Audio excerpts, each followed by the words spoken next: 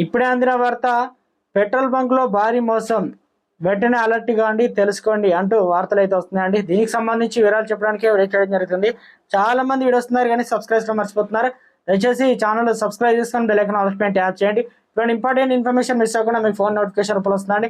చాలా మంది మీరు చూస్తున్నారు కానీ లైక్ చేయడం లేదండి. దయచేసి లైక్ చేయండి, ఇన్ఫర్మేషన్ అంతా కూడా తెలుస్తుంది. వరంగల్ దేవరూపల మండలం సింగరాజుపల్లిలో ఇండియన్ ఆయిల్ పెట్రోల్ బంకులో ఒక కస్టమర్కు అనుమానం వచ్చి చెక్ చేయగా పెట్రోల్ రాకముందే అమౌంట్ రీడింగ్ చూపించింది.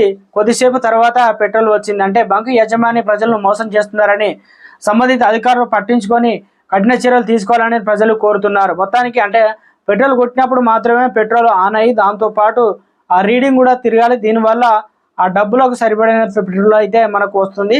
కానీ ఇక్కడ మాత్రం అది పెట్రోల్ రీడింగ్ స్టార్ట్ అయిన తర్వాత పెట్రోల్ వచ్చి కాసేపటికి అందులో తక్కువ పెట్రోల్ అయితే వస్తుందన్నమాట. రీడింగ్ మాత్రం కరెక్ట్ చూపెడుతుంది.